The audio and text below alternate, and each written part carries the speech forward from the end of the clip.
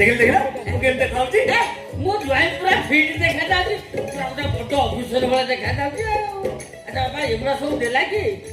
ତମ କିଏ କଣ ମ ମୁଁ ନିଜେ ପିନ୍ଧି ବିଜା କହିଲା ମୋ ଶସ୍ତ୍ର ଘରୁ ଲୋକ ଆସୁଛନ୍ତି ପିଠି ପାଟ ରହିବୁ ବଢିଆ ଡ୍ରେସ୍ ପିନ୍ଧିବୁ।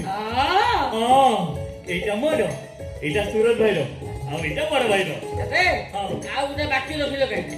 ମୋ ଝିଅର ଗୋଟେ କଣ ପିନ୍ଧି ପକେଇଲନି? ଚଳିକା ତମ ମୁଣ୍ଡରେ ବୁଝେଇ ସୁଝି ବୋଲି କିଛି ନାହିଁ। ପୁଅ ପିଲା କଣ ଝିଅ ନୁଗା ପିନ୍ଧନ୍ତି?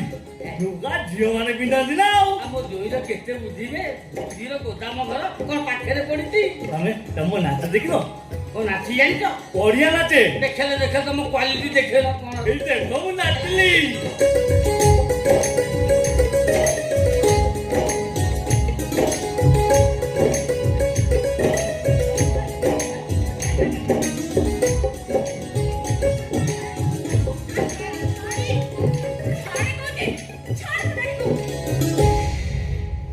ମଣିଷ ରକ୍ଷା ହେଇଗଲା ରେ।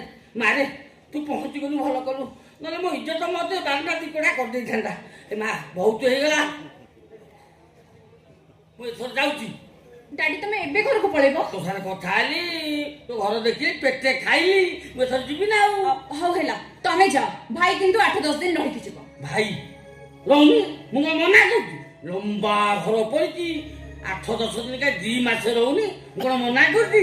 ମାରେ ମୁଁ ଯାଇକି ଦେଖିଛୁ ତୋ ସ୍ୱାମୀ ପରା ମୋ ଜୋଇଁ କଣ ପାଖରେ ପଡ଼ିଛି?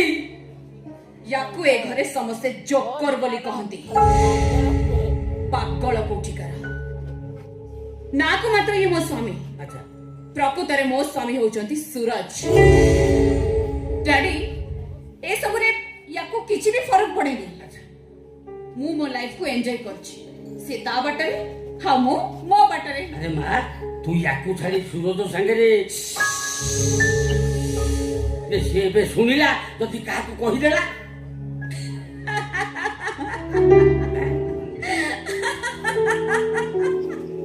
ଡାଡି ଇଏ ପୁଣି କହିବ ମୋ କଥା? ହଁ ଏଇ ଏଠିକି ଆସିଲୁ। ତୁ ଯାହା ଶୁଣିଲୁ ସମସ୍ତଙ୍କୁ କହିଦବୁ? ନା ନା ନା ନା ନା ନା ସ୍ୱାମୀ କଥା ପୁରା କାହାକୁ କୁହନ୍ତି ନାଇଁ।